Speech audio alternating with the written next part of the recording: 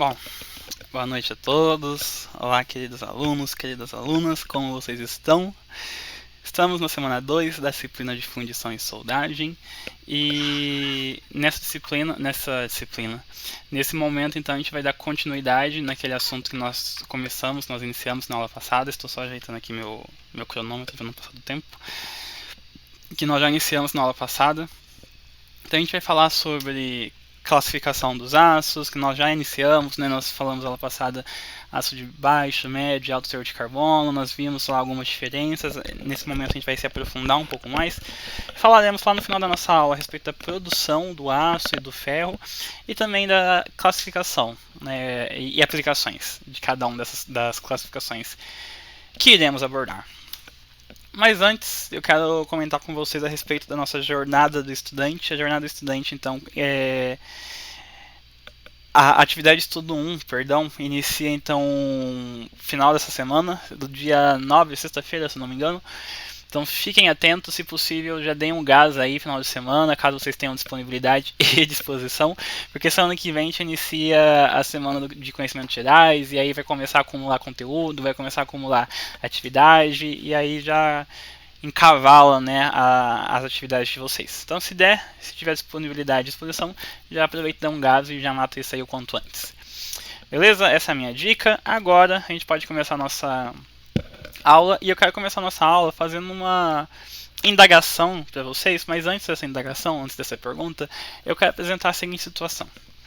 Então, imagine que você trabalha em alguma indústria aí de metalúrgica, ou que você vem estudando a respeito do assunto, e se depara com a seguinte situação: um aço sai, situação nomenclatura, o aço SAI 1020, o aço AIZ 1020, o aço ABNT 1020 e o DIN C20. Cada uma dessas nomenclaturas possui uma origem diferente e elas podem nos direcionar para um parâmetro de composição química do nosso material, que vai definir as propriedades mecânicas do nosso material, por consequência.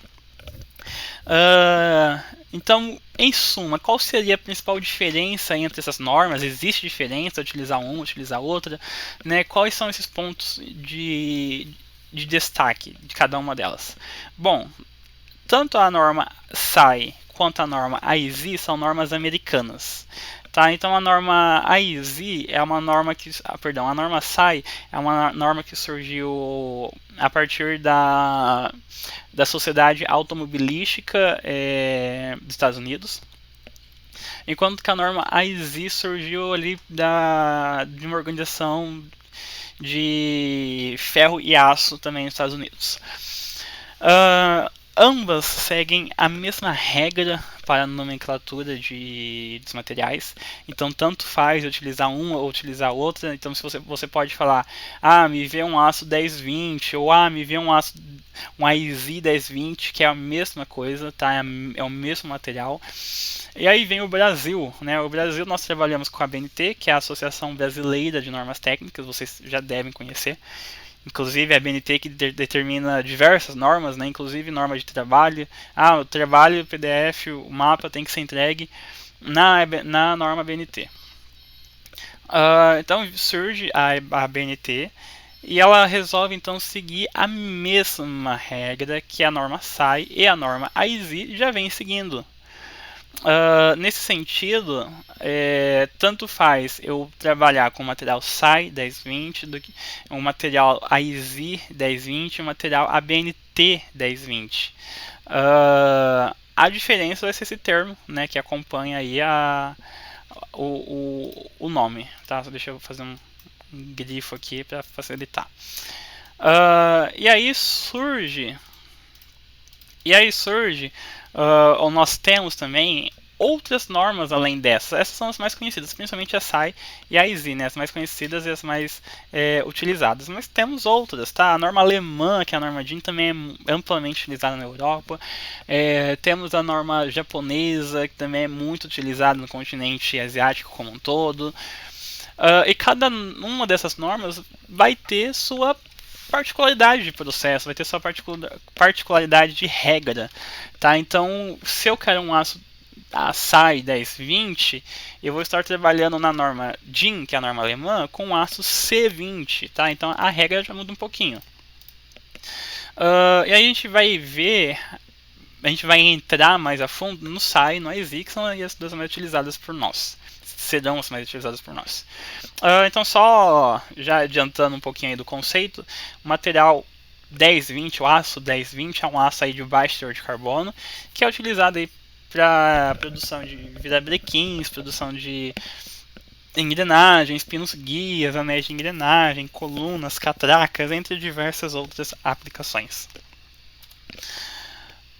Então, como eu disse, a norma SAI vem ou surge da Sociedade Automotiva de Engenharia dos Estados Unidos. E normalmente essa norma é composta por 4 dígitos, assim como nós vimos, um SAI 1020. Contudo, ela pode representar também 5 dígitos, tá? Então, se vocês encontrarem, não está errado. E a gente vai ver o que cada dígito ou cada conjunto de dígitos representa logo mais. E aí, como eu também já informei a vocês, a norma IZ ela vem aí da Sociedade Americana de Aço e Metal, tá? Então ambas surgiram nos Estados Unidos e ambas seguem a mesma regra. Para começar nossa discussão, então, os materiais. O primeiro termo da nomenclatura desses materiais vai identificar a família, né, a matriz, digamos assim. Então, o aço que inicia por número 1 é um aço de carbono simples. Um aço composto que inicia pelo número 2 é um aço níquel. Número 6 é um aço cromo-vanádio. Número 7 é um aço cromo-tungstênio. Eu preciso decorar isso? Não. Isso aqui você encontra de forma fácil, tabelado, internet. Né? Sempre que precisar, você vai conseguir fazer uma busca aí de forma bastante fácil. Normalmente o SAI que inicia com o número 1 é o mais comum, principalmente para nós engenheiros mecânicos que trabalham em metalúrgica, siderúrgica e alguma coisa semelhante. É o mais comum, mas é o mais do dia a dia do engenheiro mecânico. Então isso aí a gente já acaba sabendo de cabeça. Então esse é o primeiro dígito representa a matriz, entre aspas. O segundo dígito, ele representa o tipo de aço. Então eu trouxe aqui tanto o SAI quanto o IZ, quanto a BNT, tá? Serve para os três, uma vez que os três seguem a mesma regra. O segundo dígito para cada um desses. Tá? Então o segundo dígito sendo 0, ele vai simbolizar um aço aí com no máximo 1% de manganês. Sendo o número 1 o segundo dígito, ele vai simbolizar um aço aí com alto teor de enxofre. E corte fácil. Número 5, um aço aí, aço níquel com 5% de níquel.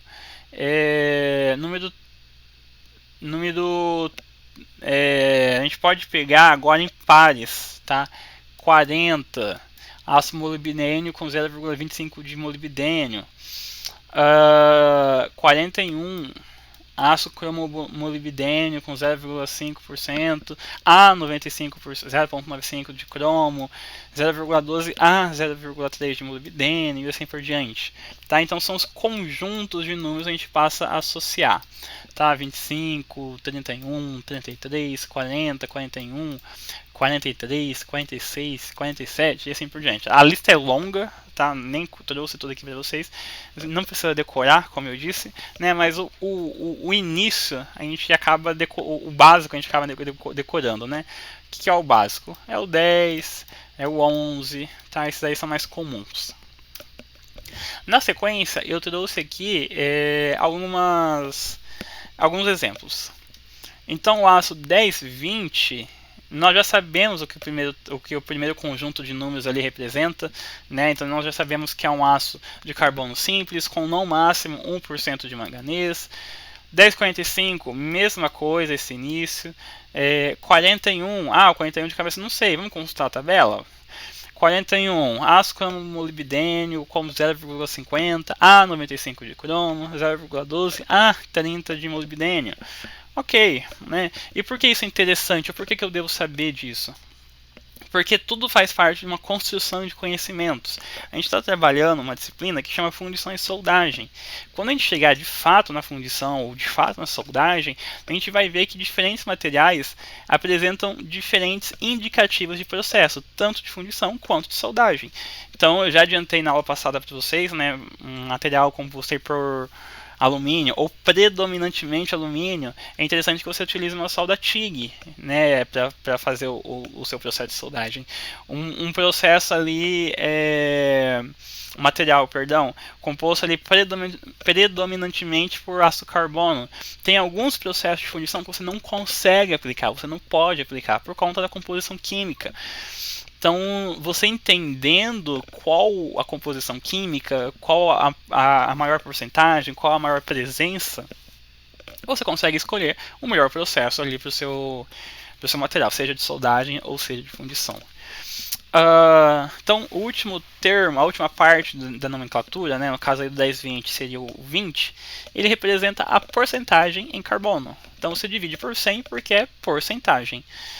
Então, 20 dividido por 100, 0,2% de carbono.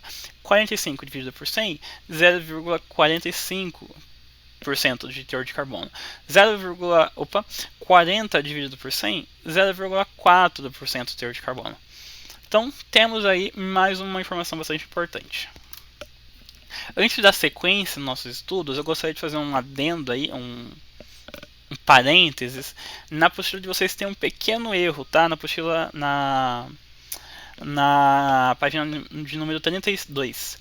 Lá está escrito SAI 4140, que contém 40% de carbono. Na verdade, pessoal, não é 40% de carbono, como nós acabamos de ver, é 0,4% de carbono, tá? Então fica esse ponto de atenção aí, façam essa correção para não se confundirem. Agora sim, na sequência nós chegamos ao aço, as principais diferenças e semelhanças entre um aço e um ferro-carbono, tá? Para não haver confusão. Então, pode ser que no dia a dia, chão de fábrica, os termos se confundam, né? Então, pode ser que a galera chame aço de ferro fundido ou chame ferro fundido de aço, mas em teoria existe diferença, tá? E uma diferença bem gritante para falar para vocês. Em suma, tanto o aço quanto o ferro são compostos, são ligas, né? Então são ligas de ferro e carbono. Então tanto o aço quanto o ferro apresentam essa semelhança. E dentre a principal diferença está a questão do teor de carbono.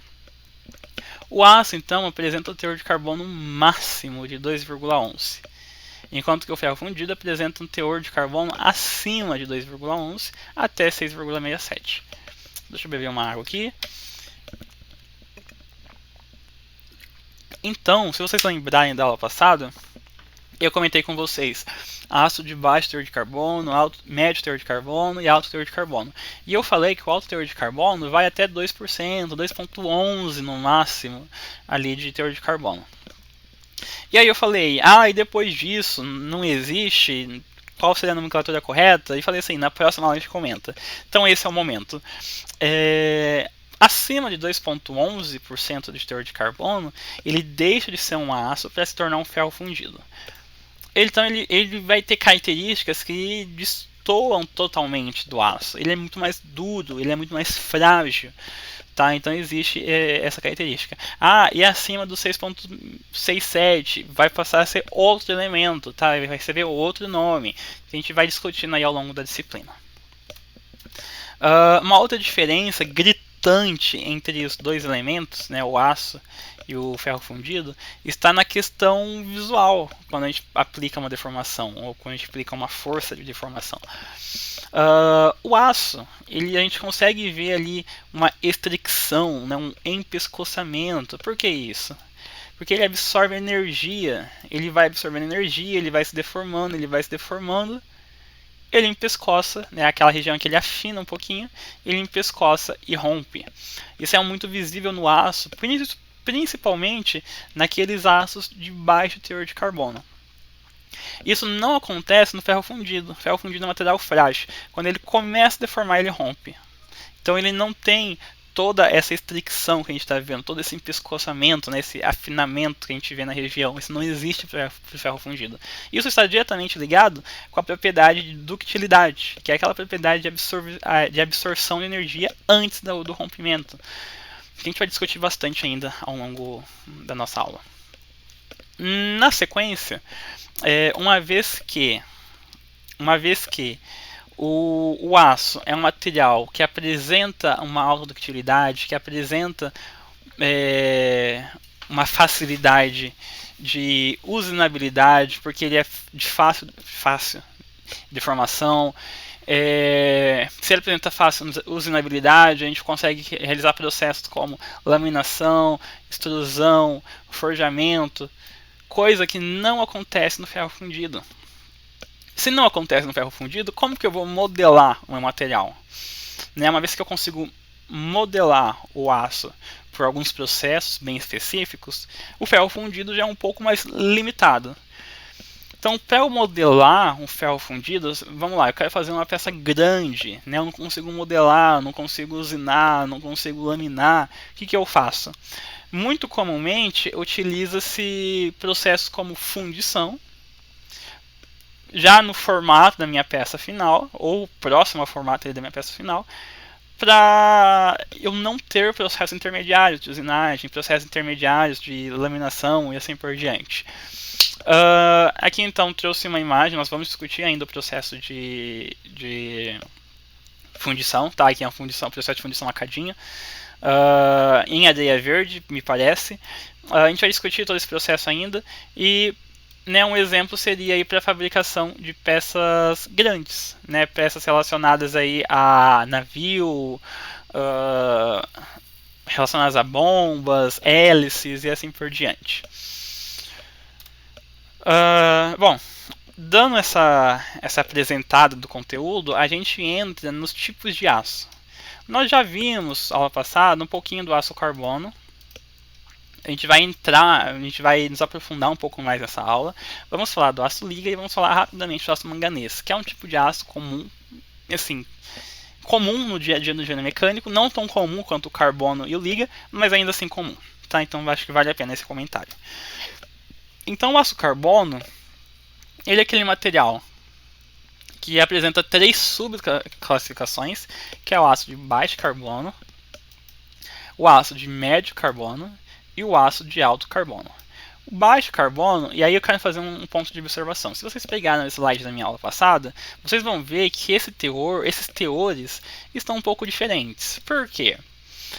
Porque não existe uma convenção, não é convenção, o entendimento 100% desse teor. Então, algumas literaturas, alguns autores, algumas fontes, aí, livros, internet, enfim, vão trazer até 0,2%, 0,25%, 0,3%.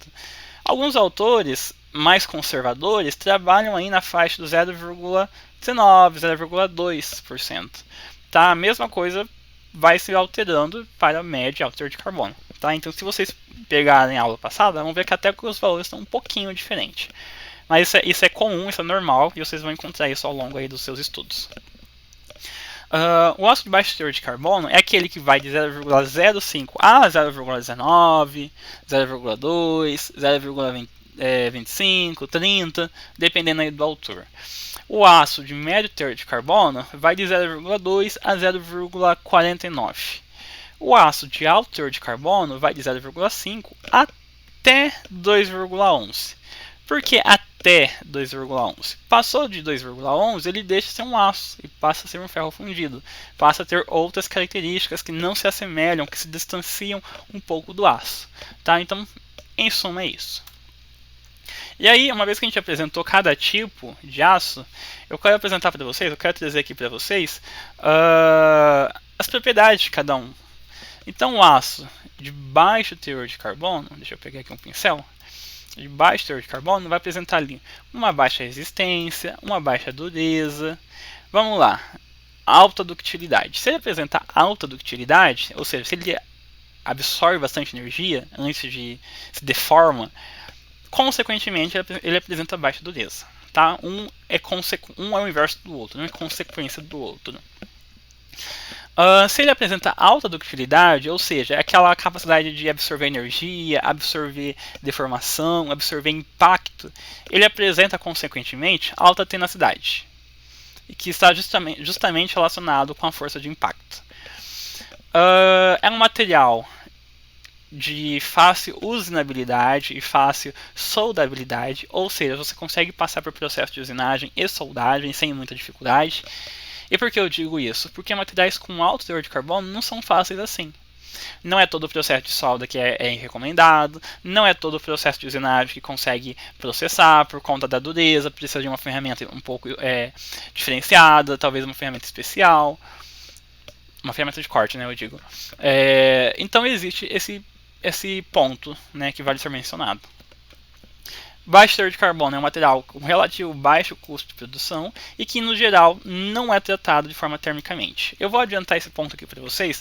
Vocês terão aí a disciplina de projetos mecânicos ou projetos de máquinas que vai tratar dos tratamentos, que vai apresentar os tratamentos térmicos para vocês. Mas, em suma, tratamento térmico, a maioria dos tratamentos térmicos agem no carbono. Então, se eu não tenho carbono, se eu tenho pouco teor de carbono, eu não vou ter muita influência no tratamento térmico. Não vai ter muito efeito, porque não vai ter muito carbono para influenciar.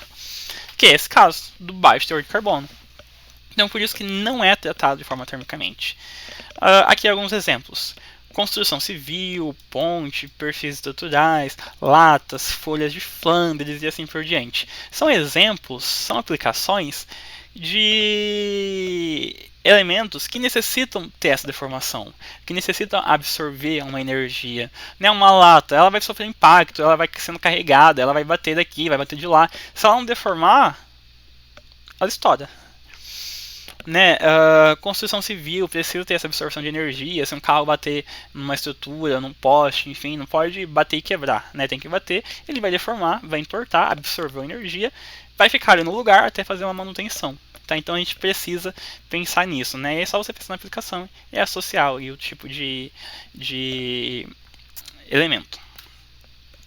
Já o médio teor de carbono, ele é aquele ácido que apresenta maior resistência em relação ao baixo teor de carbono, apresenta maior dureza em relação ao baixo teor de carbono, ele apresenta menor ductilidade, e se apresenta menor ductilidade, ele vai apresentar consequentemente menor tenacidade. Né? Lembrando que ductilidade está relacionado com força de impacto, absorção de energia, e tenacidade é justamente uma resistência ao impacto. Apresenta aí quantidade de carbono suficiente para receber tratamento térmico. Por quê? Porque já tem carbono para sofrer a influência de um tratamento térmico, né? Ao contrário do item anterior. Como exemplos de aplicações, temos aí equipamentos ferroviários, engrenagens, virabrequins, entre outras peças aí que necessitam dessa resistência um pouco maior, dessa dureza um pouco maior. E aí a gente chega nos materiais de alto teor de carbono. Esses materiais apresentam muito mais resistência que os dois itens anteriores, muito mais dureza, uma ductilidade muito menor do que os dois anteriores, e geralmente são utilizados com o processo de têmpera, né, com o processo de tratamento térmico, porque eles possuem essa possibilidade. Como aplicação, temos aí talhadeiras, folhas de serrote, martelos, facas, entre outros. Aqui eu trouxe uma comparação para fazer com vocês. Eu peguei aqui, deixei o site para vocês, caso alguém queira dar uma olhada depois. Né, uma tabela que apresenta algumas propriedades mecânicas de diferentes aços. Mas não são aços ao acaso, são aços de baixo teor de carbono, um 10-20, ou seja, 0,2%. Médio teor de carbono, 0,4%, e alto teor de carbono, 0,6%. Só para a gente entender, principalmente, propriedades relacionadas aí à dureza e ao impacto. Tá? Eu vou pedir, vamos analisar para todos os casos a condição do normalizado, tá? Que é o mais normal aí. Opa, grifei errado. Esse aqui. Então, para o aço 1020, ele tem uma dureza de 130. Deixa eu só mudar de cor. Deixa eu ver se eu consigo mudar de cor.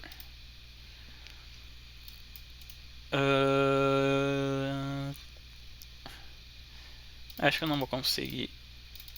Consigo? Não. Então já era. Tô aprendendo a mexer aqui. Mas enfim. O aço 1020 ele tem uma dureza de 130. O aço de 1040 ele tem mais carbono. Consequentemente, a gente espera que a dureza dele seja maior. E de fato é, 170. A mesma expectativa a gente vai para o aço 1060, que tem mais carbono ainda, então deve ser mais duro ainda, 230. Por conta da presença do carbono. A mesma justificativa a gente vai para a relação do impacto. Então o aço 1020 ele aguenta muito mais impacto, 120 aí, joules, do que um aço 1040, que aguenta 65 joules. E que aguenta ainda mais impacto do que um aço 1060, que aguenta aí 14 joules de impacto. Então só para entender, né, porque a gente vem falando, o aço de médio teor de carbono ele apresenta maior resistência, ele apresenta maior dureza do que o de baixo teor de carbono, mas maior quanto numericamente, né? Nós somos engenheiros, trabalhamos com números, acho que essa associação fica mais fácil. Então, se vocês buscarem tabelas aí, propriedades mecânicas dos materiais, vocês vão conseguir fazer essa analogia para todos os tipos. Aqui eu trouxe só uma definição do que seria a tenacidade. Tá? Então, de forma geral, a tenacidade está relacionada ou significa o quanto o material resiste até a tenacidade. Aliás, até a fratura, perdão.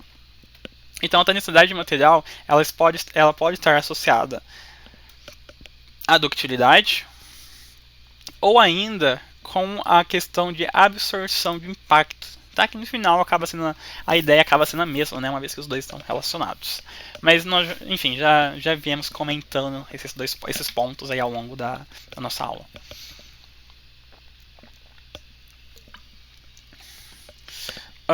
Na sequência, nós trataremos do aço liga, uma vez que a gente já deu aí um aprofundamento legal no aço carbono. O aço liga, então, recebe esse nome porque ele é uma liga, naturalmente, e ele vai conter alguns elementos em maior proporção do que o aço carbono. O aço liga, então, ele pode conter elementos como boro, manganês, níquel, cromo, molibdênio, tungstênio, vanádio, e assim por diante, entre outros. Tá? Esses são os mais comuns. E uma vez que eu insiro cada um desses elementos, eu vou ter uma influência muito grande nas minhas propriedades mecânicas, porque ele vai se assemelhar às propriedades daquele material que eu estou inserindo. Então cromo, níquel são elementos que apresentam aí uma maior resistência à corrosão. Então, se eu inserir numa liga de aço, naturalmente eu vou ter um aumento da resistência à corrosão na minha liga de aço. E assim por diante, tá? Essa ideia, né, de associação de características é válida para todos os elementos que eu for inserindo no meu material. Então, o boro, por exemplo, se eu utilizar o boro como aditivo, ou ele é utilizado como revestimento de superfície para retardar o envelhecimento do aço, característica por conta do boro. É adicionado em pequenas quantidades para melhorar a questão de temperabilidade.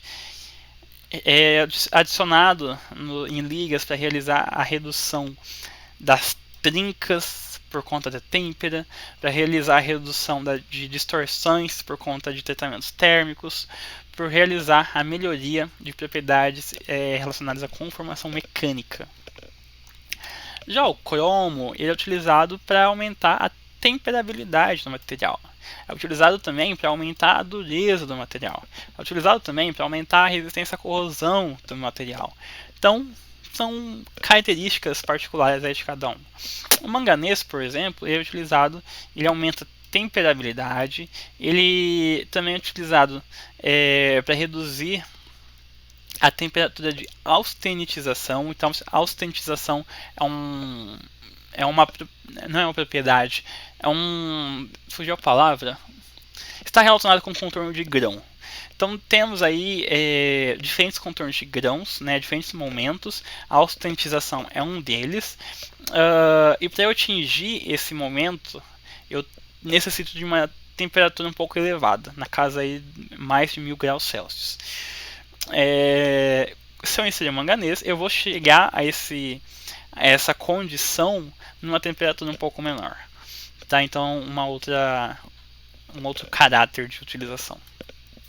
O níquel, então, utilizado para aumentar a dureza, aumentar a resistência ao impacto, aumentar a ductilidade, é utilizado na produção de aço inoxidável e assim por diante. Tá? Então, o níquel, né, mas, já sabemos que uma das principais características é aumento de dureza e anticorrosivo.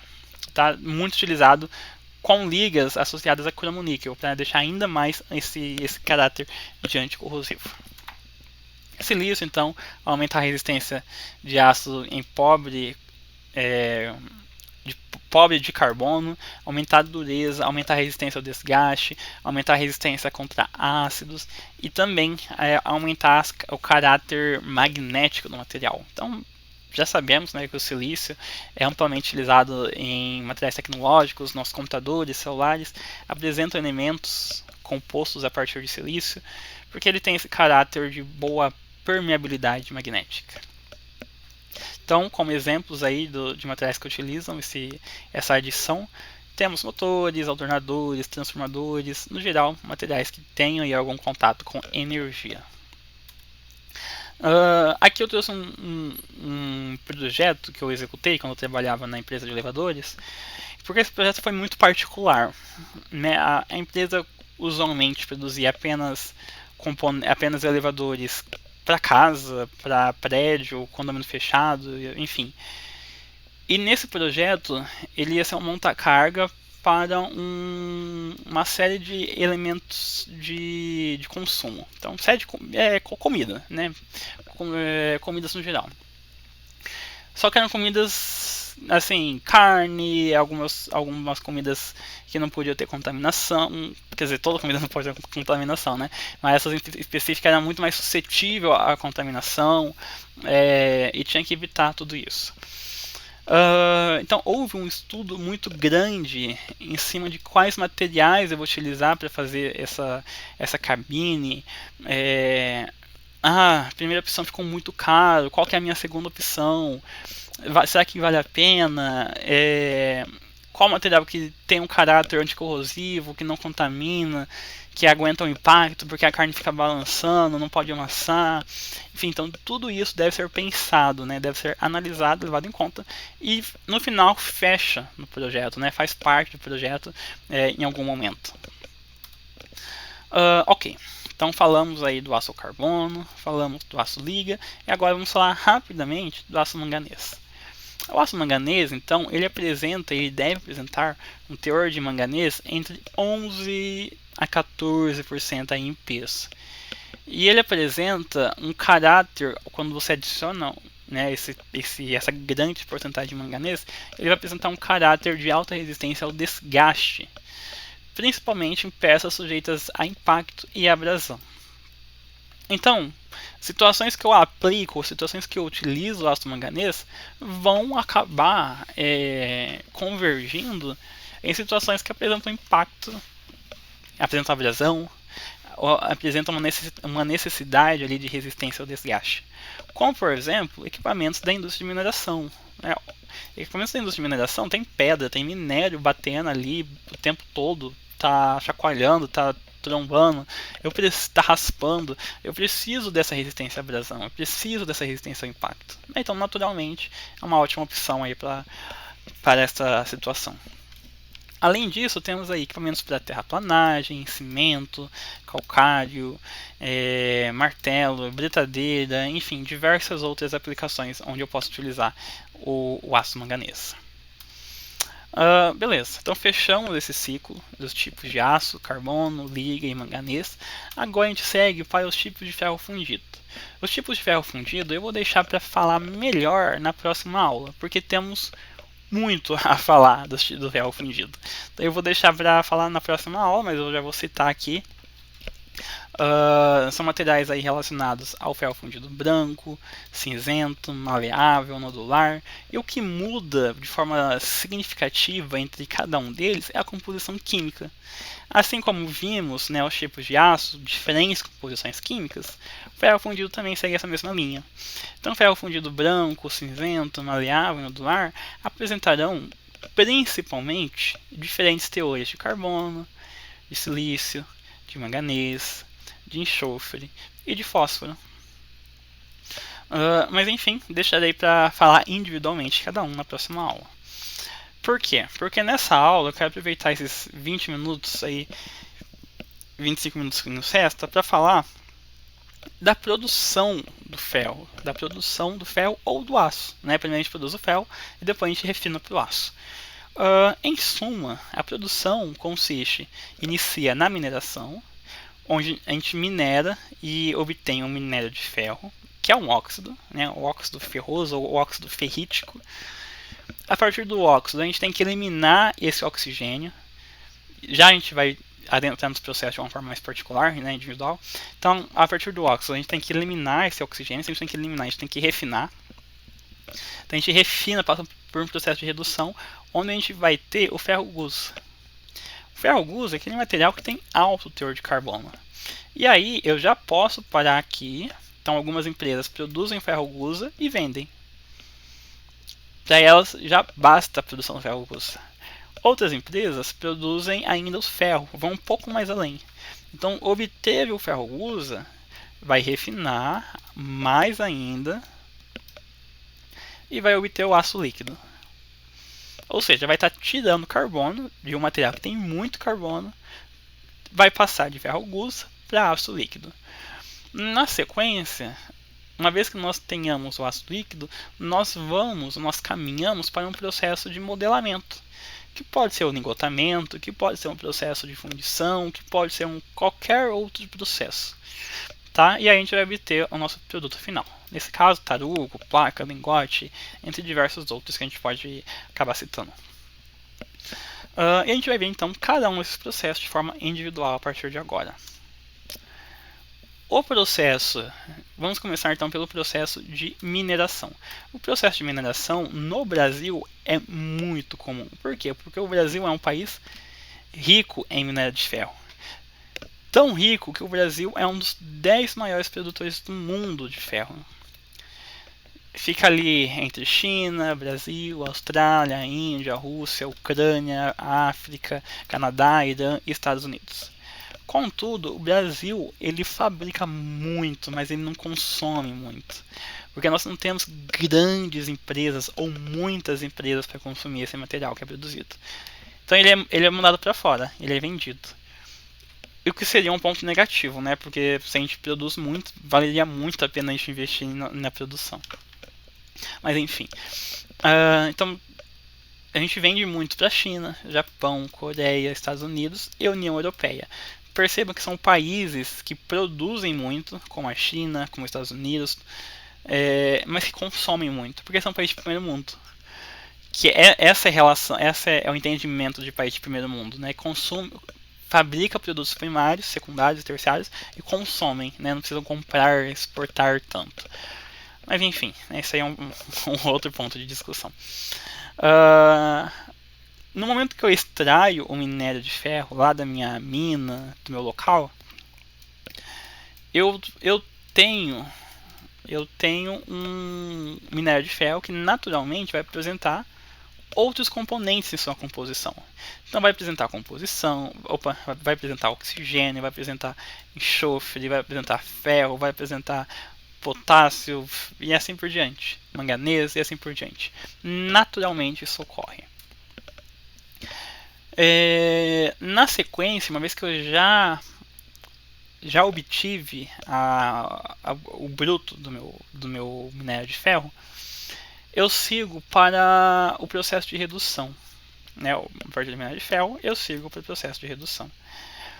A redução ela consiste em remover alguns materiais e inserir outros, para que eu consiga chegar no ferro-gusa. Essa remoção, essa inserção de materiais se dá a partir da mistura do ferro fundido, do minério de ferro com o coque e o calcário. E aqui eu destaco esses dois termos, coque e calcário. O coque nada mais é do que a forma mais pura do carbono. Então a gente vai começar a inserir carbono no nosso material e inserir calcário. O calcário ele vai ajudar na remoção do carbono para ficar só o ferro no final e vai ajudar também na remoção de impurezas. Mas como que o calcário, como que o coque influenciam, né, interagem nesse processo? Então, uma vez que eu estou adicionando carbono, seria o calcário aí na forma mais pura, eu estou adicionando basicamente carbono. Esse carbono ele vai reagir com o oxigênio que está presente ali no local. A reação dos dois vai formar monóxido de carbono. O monóxido de carbono ele vai reagir, o monóxido de carbono formado, ele vai reagir com o minério de ferro, que já está ali presente. Eu já extraí esse minério de ferro, já está ali presente. O minério de ferro, que é um óxido, o que me interessa não é o óxido de ferro, o que me interessa é o ferro. O minério de ferro reagindo com o monóxido de carbono vai provocar a fabricação ou a formação de apenas ferro, que é o que me interessa. Além desse ferro, vai formar também o gás carbônico, CO2. Só que o gás carbônico é um gás, não me interessa. Esse gás ele vai sair para a atmosfera, vai eliminar componentes que não me interessam e vai me deixar componentes que me interessam, no caso do ferro. Então eu passo por uma etapa de redução, onde eu obtenho o ferro, de fato, e por isso que nesse momento eu produzo o ferro gusa. Porque tem alto teor de ferro com alto teor de carbono. Alto teor de carbono acima dos 2,11%. Ok. Aqui eu deixei só a equação, né, uma explicaçãozinha da reação química aí que acontece, formando ferro gusa, enfim. Itens aí que eu já comentei. A partir da redução, a gente segue para o refino, se for o caso. Por que se for o caso? Como eu disse, algumas empresas, algumas siderúrgicas, já param ali. Então produzem o ferro gusa, vendem e voltam no início da cadeia. Outras produzem ferro gusa, produzem o aço e depois, né, faz a cadeia completa. Então é situação em situação. Quando a gente pensa na questão de mineração, a gente deve pensar também na questão das desvantagens do processo. É um processo que influencia drasticamente no desmatamento, porque é uma mineração, na emissão de gás carbônico, dióxido de carbono, poluentes para a atmosfera. Não só poluentes relacionados ao carbono, né, mas poluentes de uma forma geral, enxofre também, entre outros elementos aí que a gente pode acabar citando. Na sequência, a gente segue então para o refino.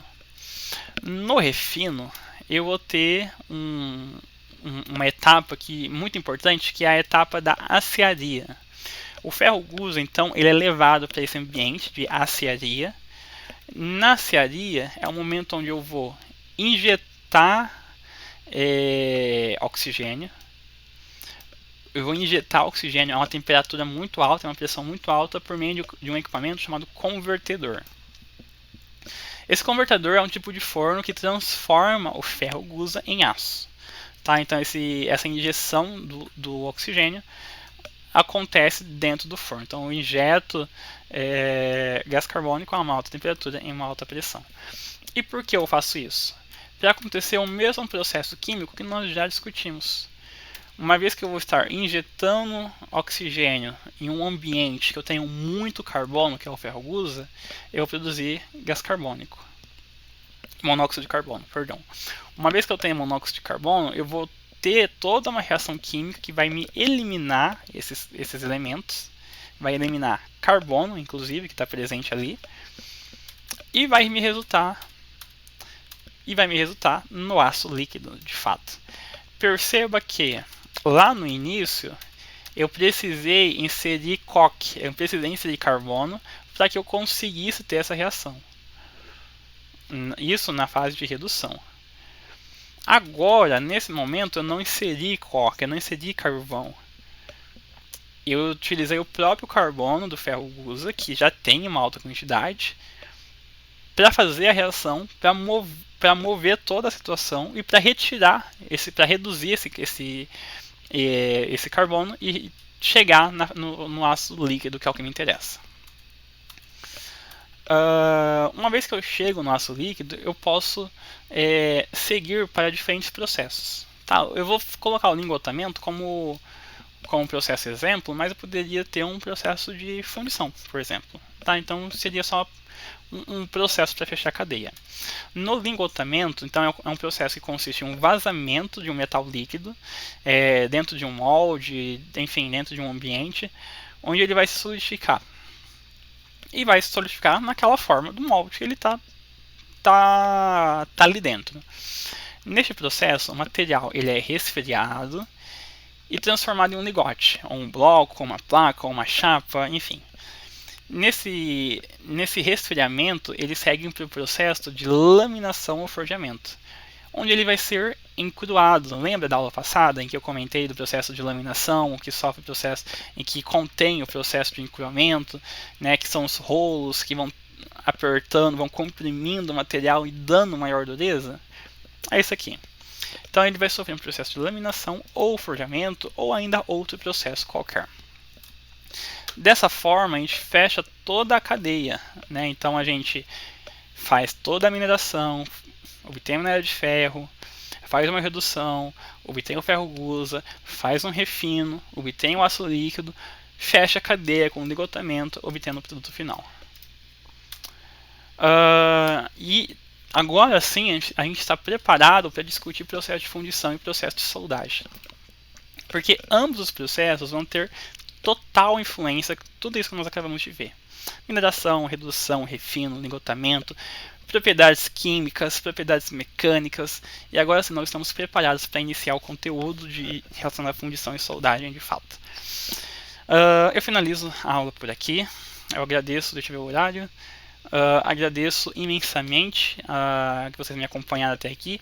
E aí na próxima aula, como vocês já sabem, trataremos então dos elementos dos tópicos faltantes, que é o ferro fundido branco, fundido cinzento, maleável e nodular. Tá? Então a gente vai ver propriedades de cada um e depois a gente entra no processo de fundição com a solidificação dos metais. Beleza? Eu fico por aqui, eu agradeço vocês novamente, a gente se vê na nossa próxima semana. Até mais e bom descanso.